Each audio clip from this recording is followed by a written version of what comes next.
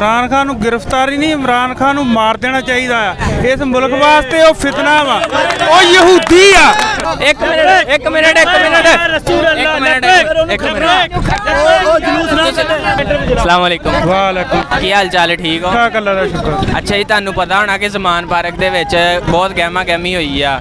ਉੱਥੇ ਇਮਰਾਨ ਖਾਨ ਦੇ ਖਿਲਾਫ ਉਹਨਾਂ ਨੇ FIR ਕੱਢਤੀ ਆ, ਕਾਫੀ ਮੁਕੱਦਮਾ ਦਰਜ ਕੀਤੇ ਆ ਤੇ ਉਹਨੂੰ ਗ੍ਰਿਫਤਾਰ ਕਰਨ ਲਈ ਪੁਲਿਸ ਜਾ ਰਹੀ ਆ। ਉਹਦੇ ਵਰਕਰ ਵੀ ਉੱਥੇ ਆ, ਇੱਕ ਦੂਸਰੇ ਨਾਲ ਲੜਾਈ ਹੋ ਰਹੀ ਆ, ਜੰਗ ਦੀ ਸੂਰਤ ਹਾਲ ਬਣੀ ਆ। ਤੁਹਾਨੂੰ ਕੀ ਲੱਗਦਾ ਕਿ ਇਮਰਾਨ ਖਾਨ ਨੂੰ ਗ੍ਰਿਫਤਾਰੀ ਦੇਣੀ ਚਾਹੀਦੀ ਆ? इमरान खान नूं गिरफ्तारी नहीं, इमरान खान नूं मार देना चाहिए आ। इस मुल्क वास्ते वो फितना वा, वो यहूदी आ। वो ईसाई लाबी दा बंदा वा, ओदा जे मुसलमान वाला तो तलक ही कोई नहीं ना किते दूर तक भी। ਅੱਛਾ ਜੀ, ਕੱਲ ਉਹਨਾਂ ਨੇ ਛਾਪਾ ਮਾਰਿਆ ਪੁਲਿਸ ਨੇ। इदा ही लोग साडी कौम जेहड़ी है दजाल दे मगर भी कल नूं लगनी आ। ਇਹ ਅੱਲਾਹ ਤਾਲਾ ਇਹ ਮੁਲਕ ਦਾ ਹਵਜ ਜੇ ਇਹੋ ਜਿਹੇ ਬੰਦੇ ਮਗਰ ਆਵਾਮ ਲੱਗੀ ਤੇ ਕਿਸੇ ਨੂੰ ਰੋਡ ਬਲਾਕ ਰਸਤੇ ਲੰਘਣ ਦਿੱਤਾ ਨਹੀਂ ਕਿਸੇ ਨੂੰ। ਉਹ ਸਟੇਡੀਅਮ ਤੋਂ ਵਾਪਸ ਆ ਰਹੇ ਸੀ ਪੁਲਿਸ ਵਾਲੇ, ਉਹ ਵੀ ਕਿਸੇ ਦੇ ਪੁੱਤਰ ਆ। ਉਹਨੇ ਗੱਡੀਆਂ ਨੂੰ ਅੱਗ ਲਾਤੀ, ਬਾਂਟੇ ਤੇ ਜਮ੍ਹਾਂ ਕਰ ਲਏ, ਗਲੇਲਾਂ ਜਮ੍ਹਾਂ ਕਰ ਲੀਆਂ, ਉਹ ਬੰਬ ਜਮ੍ਹਾਂ ਕਰ ਲਏ, ਉਹ ਪੈਟਰੋਲ ਬੰਬ। ਇਹ ਆਪਣੇ ਮੁਲਕ ਤੇ ਹਮਲਾ ਕਰਨ ਦੇ ਹੋਇਆ, ਉਹਦਾ ਹੱਕ ਬਣਦਾ ਹੈ।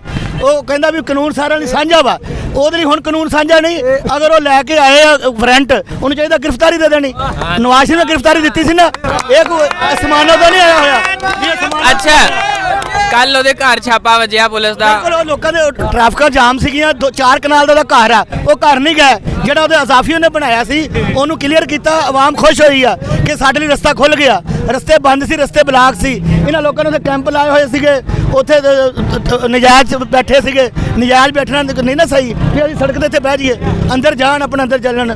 ਉਹਨਾਂ ਨੇ ਉਹ ਜਿਹੜੇ ਅਸਲਾ ਬਰਾਮਦ ਕੀਤਾ, ਬਾਂਟੇ ਬਰਾਮਦ ਕੀਤੇ, ਗਲੇਲਾਂ ਬਰਾਮਦ ਕੀਤੀਆਂ, ਹੋਰ ਤਾਂ ਕੋਈ ਮਸਲਾ ਨਾ ਹੋਇਆ। ਨਹੀਂ, ਉੱਥੇ ਜ਼ਮਾਨ ਪਾਰਕ ਦੇ ਵਿੱਚ ਸ਼ੈਲਿੰਗ ਕੀਤੀ ਪੁਲਿਸ ਨੇ, ਕਾਫੀ ਸਾਰੇ ਲੋਕ ਉਹਦਾ ਵਜ੍ਹਾ ਕੀ ਬਣੀ ਆ? ਠਹਿਰੋ ਠਹਿਰੋ ਠਹਿਰੋ, ਉਹਦੀ ਵਜ੍ਹਾ ਕੀ ਬਣੀ ਆ? ਉਹਦੀ ਵਜ੍ਹਾ ਕੀ ਬਣੀ ਆ? ਅਗਰ ਉਹ ਆਰਾਮ ਨਾਲ ਗ੍ਰਿਫਤਾਰੀ ਦੇ ਦਿੰਦਾ ਤੇ ਇਹ ਸ਼ੈਲਿੰਗ ਹੋਣੀ ਨਹੀਂ ਸੀ। ਆਰਾਮ ਨਾਲ ਕਹਿੰਦਾ ਲਓ ਜੀ ਤੁਸੀਂ ਵਾਰੰਟ ਲਿਆਇਓ, ਅਦਾਲਤ ਦੇ ਵਾਰੰਟ ਆ, ਅਸੀਂ ਉਹਨੂੰ ਜੀ ਆਇਆਂ ਨੂੰ ਕਹਿੰਦੇ ਆ। ਨਹੀਂ ਨਹੀਂ, ਉਹਨਾਂ ਨੇ ਕਿਹਾ ਕਿ ਸਾਨੂੰ ਹਿਫਾਜ਼ਤੀ ਜ਼ਮਾਨਤ ਚਾਹੀਦੀ ਆ। ਕਿਹਾ ਉਹਨਾਂ ਨੂੰ ਹਿਫਾਜ਼ਤੀ ਜ਼ਮਾਨਤ। ਯਾਰ ਮੇਰੀ ਗੱਲ ਸੁਣੋ, ਅਗਰ ਉਹ ਰੈਲੀ ਕੱਢ ਸਕਦਾ, ਅਗਰ ਉਹਦੀ ਜਾਨ ਨੂੰ ਖਤਰਾ, ਉਹ ਰੈਲੀ ਕਿਉਂ ਕੱਢਦਾ? ਅਗਰ ਉਹਦੀ ਜਾਨ ਨੂੰ ਖਤਰਾ, ਉਹ ਜਲਸਾ ਆਮ ਕਿਉਂ ਕਰਦਾ? ਤੇ ਇੱਕ ਪੁਲਿਸ ਵਾਲੇ ਨੂੰ ਫਾਜ਼ਿਲ ਤੇ ਲੈ ਲੈਂਦੇ ਆ, ਉਹ ਬਿਹਤਰ ਆ ਮੀਡੀਆ ਦੇ ਸਾਹਮਣੇ ਕਿ ਉਹ ਬਿਹਤਰ ਆ ਕਿ ਇੱਥੇ ਜਲਸਾ ਜਲੂਸ ਕਰੀਏ। ਜੇ ਨਹੀਂ, ਹੁਣ ਤੁਸੀਂ ਮੁਲਕ ਦੇ ਹਾਲਾਤ। ਇੱਕ ਮਿੰਟ ਇੱਕ ਮਿੰਟ ਇੱਕ ਮਿੰਟ ਇੱਕ ਮਿੰਟ, ਉਹ ਜਲੂਸ ਨਾ ਕੱਢੇ, ਉਹ ਜਲਸੇ ਨਾ ਜਾਵੇ। ਤੁਸੀਂ ਮੈਨੂੰ ਇੱਕ ਮਿੰਟ ਯਾਰ, ਇੱਕ ਮਿੰਟ, ਤੁਸੀਂ ਮੈਨੂੰ ਹੁਣ ਆਹ ਗੱਲ ਦੱਸਣੀ ਆ ਕਿ ਮੁਲਕ ਦੇ ਹਾਲਾਤ ਕਿੱਦਾਂ ਬਿਹਤਰ ਹੋ ਸਕਦੇ? ਮੁਲਕ ਦੇ ਦੱਸੋ ਜਰਾ, ਆਵਾਮ ਦੇ ਹਾਲਾਤ ਇਸ ਤਰ੍ਹਾਂ ਬਿਹਤਰ ਹੋ ਸਕਦੇ ਆ ਕਿ ਆਪਣੇ ਟਾਈਮ ਨਾਲ ਇਲੈਕਸ਼ਨ ਹੋਣ। ਫਿਰ ਸਭ ਤੋਂ ਵੱਡੀ ਗੱਲ ਇਹ ਦੇਖੋ, ਆਪ ਹੀ ਇਹ ਵਜ਼ੀਰ ਆਲਾ ਸੀ ਇੱਕ ਸੂਬੇ ਦਾ, ਆਪੇ ਅਸੈਂਬਲੀ ਤੋੜ ਕੇ ਦੁਬਾਰਾ ਕਹਿੰਦਾ ਇਲੈਕਸ਼ਨ ਕਰਾਓ।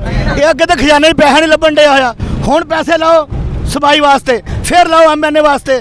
ਅਸੀਂ ਇਹਦੇ ਵਾਸਤੇ ਖਿਲੌਣੇ ਬਣੇ ਹੋਏ ਆ, ਮਿਆਦ ਮਦਦ ਹੋਣਾ ਚਾਹੀਦਾ। ਉਹਨੇ ਵੀ ਜ਼ੁਲਮ ਕੀਤਾ। ਨਵਾਜ਼ ਸ਼ਰੀਫ ਦਾ ਨਿਜ਼ਾਮ ਚੱਲ ਰਿਹਾ ਸੀ, 100 ਰੁਪਏ ਦਾ ਲੀਟਰ ਤੇਲ ਸੀਗਾ, 60 ਰੁਪਏ ਦਾ 100 ਰੁਪਏ ਦਾ ਡਾਲਰ। ਇਹਨੇ ਸਾਜ਼ਿਸ਼ ਕੀਤੀ ਮਿਲ ਕੇ। ਅੱਜ ਅਗਰ ਇਹਦੇ ਖਿਲਾਫ ਹੁੰਦੀ ਤੈਨੂੰ ਕੀ ਤਕਲੀਫ ਹੁੰਦੀ ਆ? ਇਹ ਬਰਾਬਰ ਹੋਣਾ ਚਾਹੀਦਾ ਕੰਮ।